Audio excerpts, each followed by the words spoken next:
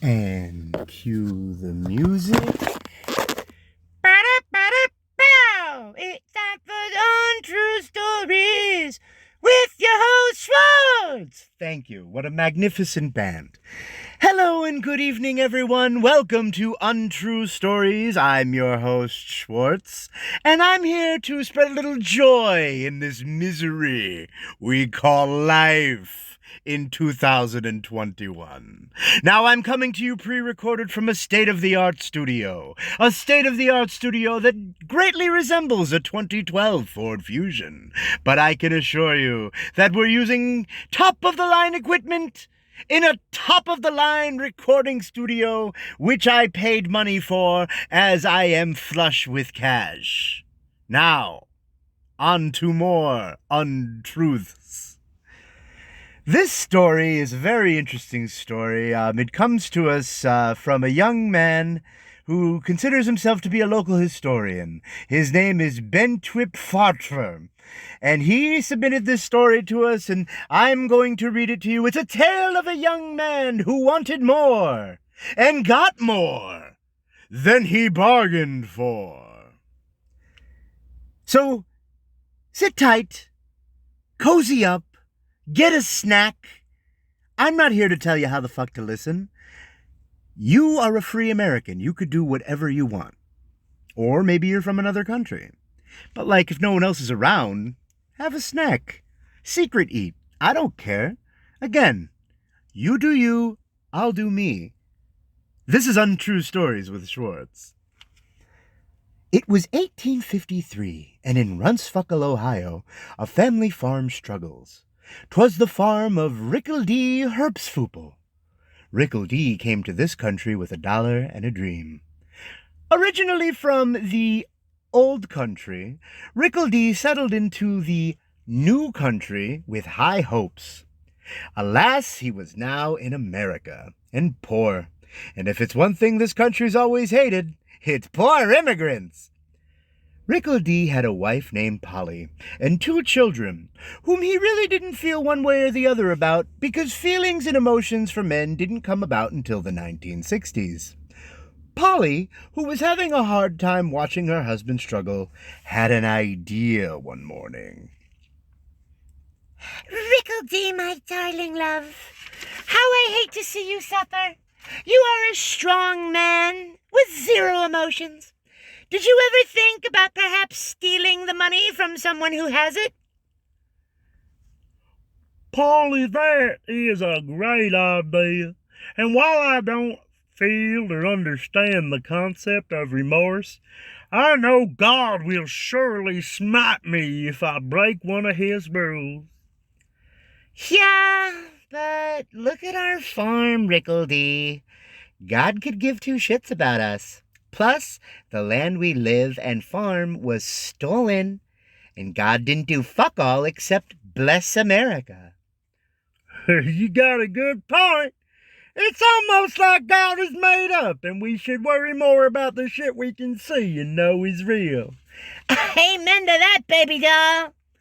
So Rickledy, armed with a shovel, went to the local general store, and with a potato sack covering his head, he proceeded to start a life of crime. All right, Mr. Smith and Poopin, empty the cash and hand it over this way before I crack your fucking head in with this shovel and bury you in your own backyard. Well, I surely don't want that, Mr. Herbstfoople. Well, shit, you knew it was me? Yeah, I knew it was you. The potato sack you're wearing has the name of your farm on it. Plus, there's like 12 people in this town. I know everyone's voice. Also, you wore that same outfit on Halloween last year, Rickledy. Fuck me sideways. I'm sorry I tried to rob you. It's just I work all day and I got 0 to show for it. Yeah, well, get used to that, Mr. Herbstfoople.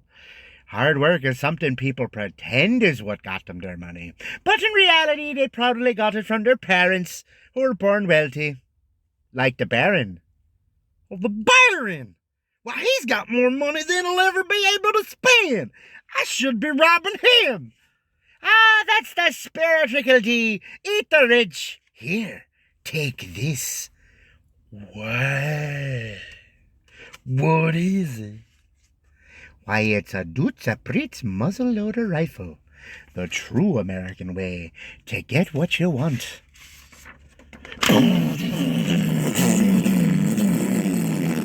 Hello, friends. Do you want to feel safe from all the evils in the world? Do you feel insecure in your ability to defend yourself with your words or fisticuffs? Then get yourself a Dutza Priest muzzle loader rifle. It takes a moment to load, but its desired effect will make a man feel like his cock is as long as the rifle itself. And I don't mean your local rooster. Dutza Priest cold steel confidence at your trigger finger. What in the fuck is that? Oh, that was just a wild advertisement. They're working on sound and vision boxes in Hollywood in order to contain 'em. A brave new world. Anyways, how much I owes you for the rifle? Nothing at the present moment. But when you steal some of those riches, I just want a smidgen of the profits. What, pray tell, is a smidgen? Well, just a little bit. Okay, but could you give me a number? Come back alive and we'll talk. Rickle D felt a chill crawl up his spine. What did Mr. S mean by if he came back alive? Little did Rickle D know that the Baron had a small army led by Jim Mafia, the toughest guy in town. Rickle D knew he couldn't take on the entire army himself, so he hatched a plan.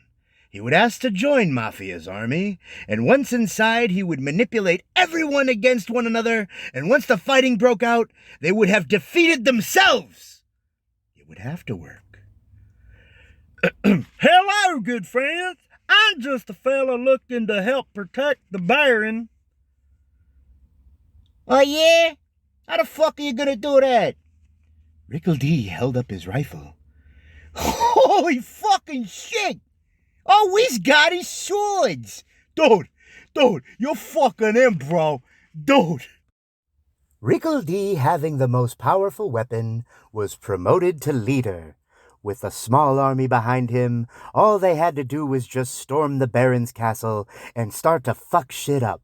Seriously, they were just fucking things up left and right because there was no one to stop them, because they were the ones hired to stop people like them. It was in the skirmish the Baron was defeated, but not before he pushed Jim Mafia out of the window, killing him. With no time to mourn, the army had the money and the power and took over all of Ohio. The shopkeep was given his smidgen.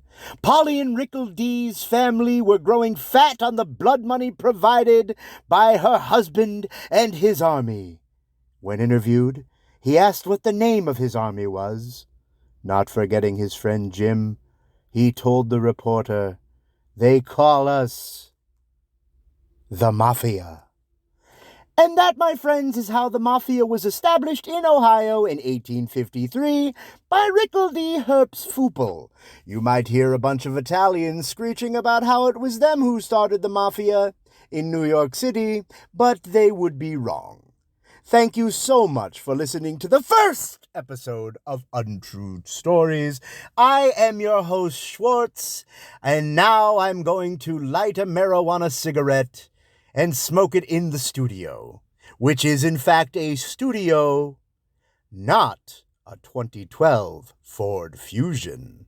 Thank you so much, and please hit like and subscribe.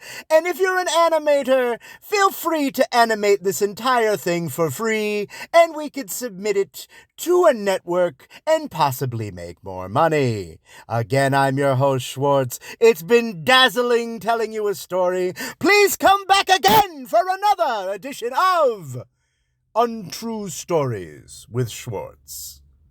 Cue the exit music. Damn